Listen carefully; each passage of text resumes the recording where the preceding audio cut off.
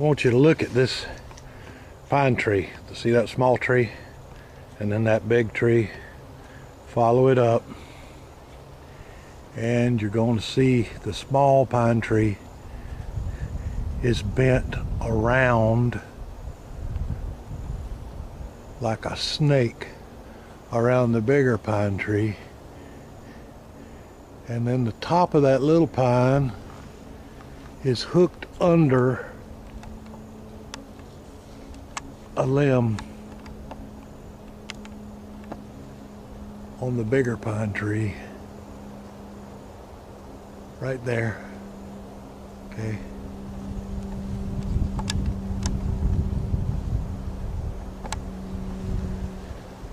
This wind didn't do this. This is not a wind event. See where it wraps around. It goes behind this tree right here. And then it comes around the side, is wrapped around, and then goes up there, and it's hooked under a limb on the bigger tree. And that's not all.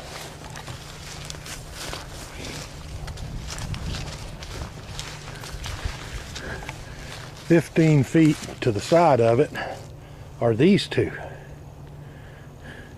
And here, the little pine is wrapped around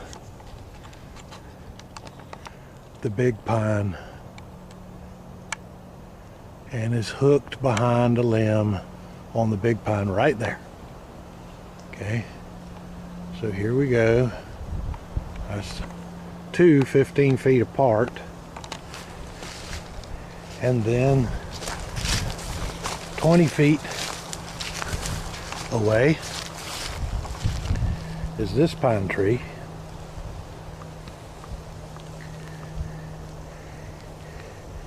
And its tip is bent under the limb on that oak, but there's also a torn off, ripped off oak limb turned upside down and shoved through the crotch of that tree, trapping the pine tree under it.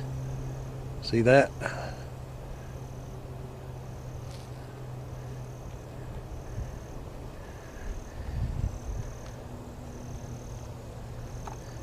All right, we're gonna go find some more. This is my partner Jeremy, and he found something interesting. Now Jeremy, how tall are you, Jeremy? 6 foot. 6 foot, and you're reaching another 2, so your fingertips are about 8 feet off the ground. Yeah, I'm on my toes. And a foot above those fingers is a rub on that pine tree. You see the rub? So that rub is from about 9 feet off the ground and goes, the rub itself is about probably 2.5, 3 feet long. One side of the pine tree right there, bark rubbed off, rubbed smooth, and there is nothing. I'm gonna walk around the tree while I keep the camera focused on it. There is absolutely no other tree available for the wind to have blown it up against this tree and created a rub. Okay, there's the rub. Well, now why? Well, I think Sasquatch scratched his back is what I think. And we got a twist here and here. Yeah, there's a little twist right there. And there's another one right there. That tree is not wind right there, no way. That was pulled over and hooked under those limbs on that oak tree. And a rub right there. All right, we're gonna go find some more. Okay, here we go again. This is really interesting. I'm just gonna film it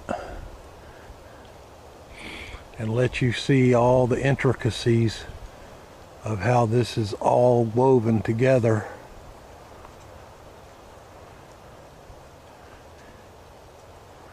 And absolutely, in my opinion, not a wind event.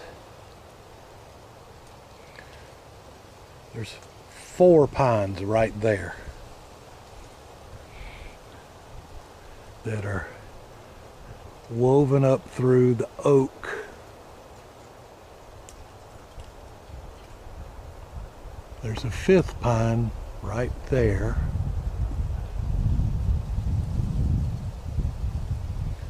There's a 6th pine right there.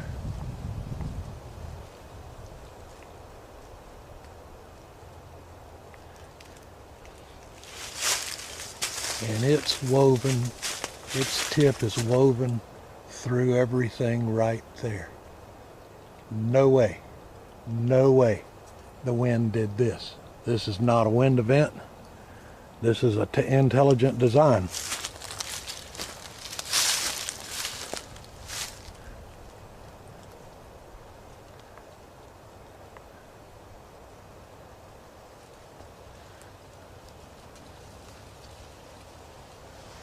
Alright, we're going to find some more now.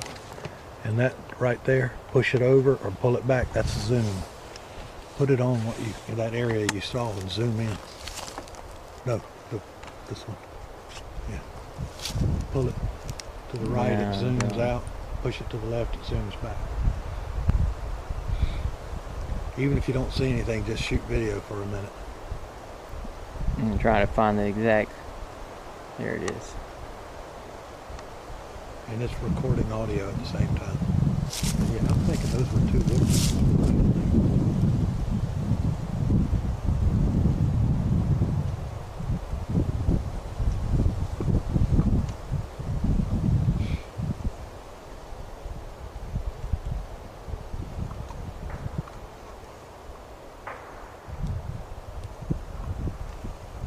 That is a wood knock.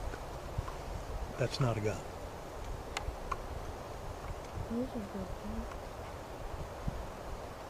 Did you hear that?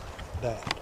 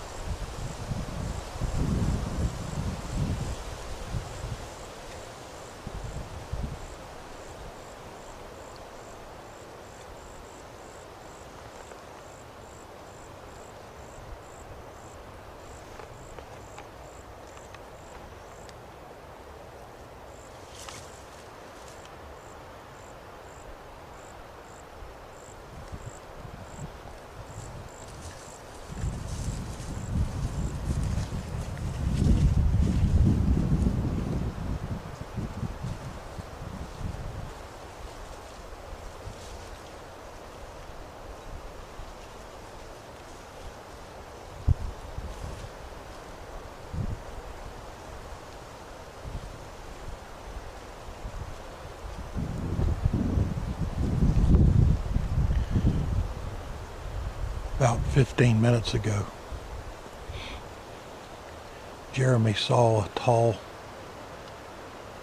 rust brown shape walking in the area where we are now. We were about 200 yards from it. So we came down in here. And where I'm filming now, we heard a couple of pretty distinct knocks. And just before I turned the camera on this time, a couple of minutes ago, we heard a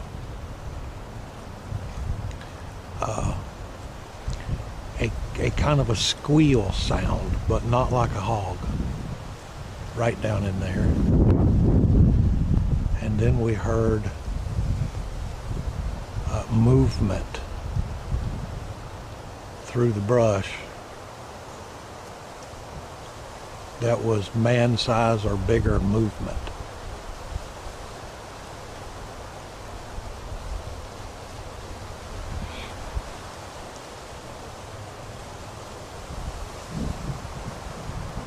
So I'm just kind of scanning down in there, and maybe upon review I'll see something.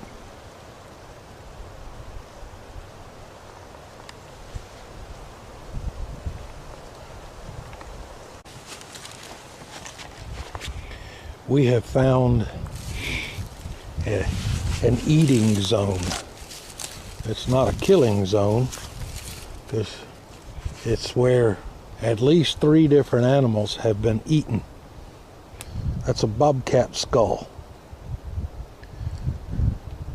and vertebra,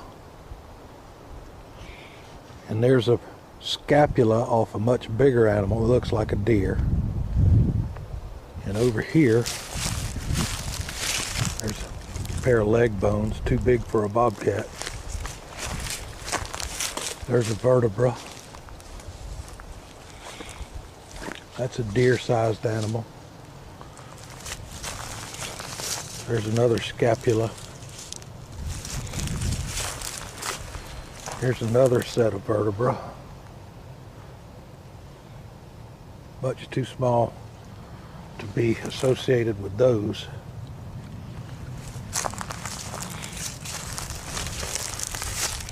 There's a leg bone there that isn't bleached out nearly as white as the rest of them, and it's still got tissue on it. There's tissue there.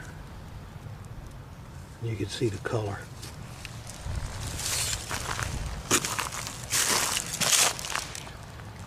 And there's some small bones. Small vertebra right there. There are. Jeremy, wouldn't you say there's at least 3 skeletons here? Here's a larger, old bleached out bone back here. Oh yeah. Look at that cat. It's a bobcat right there. And that's a big bobcat. And there's a claw right on top of his skull. We didn't find it that way. We found the claw, and Jeremy set the claw on top of it. But look at the size of that claw. That's a big cat.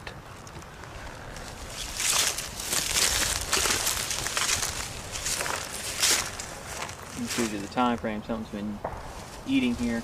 Yeah. Yeah, there's 2 bones right there. That's like an ulna and a radius. Those are much bigger. Something has been bringing its dinner down in here.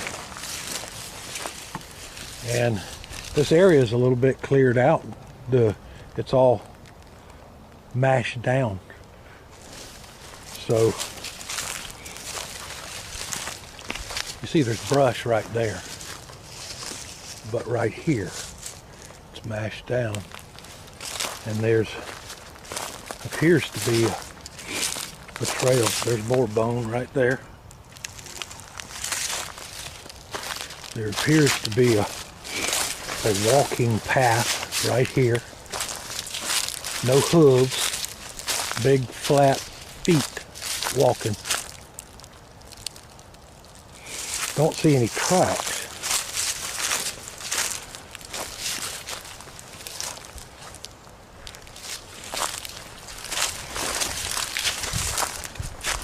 This is just down from where I told you about a few minutes ago. Jeremy saw a large brown animal, probably in the 7 to 8 foot tall range, walking. So that's why we came down in here to investigate that.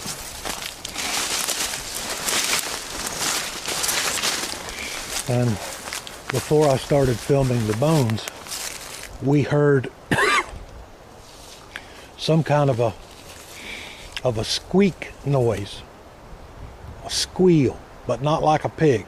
Man, I've heard 1,000 pigs squeal. What did you think that sounded like, Jeremy? Almost like a duck, kind of, but Kinda. much more volume. Yeah, bigger. Yeah. Yeah, like a 500-pound duck. And we've heard a couple of distinct tree knocks.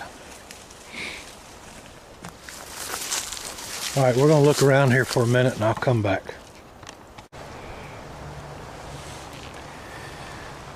And there is a rather large human-like turd. Right down close to where we found the bone piles. We're walking what looks like a soft foot trail. And there's no hair in that either. Yeah, there's no hair in it. And the bung hole that squeezed that one out is really big.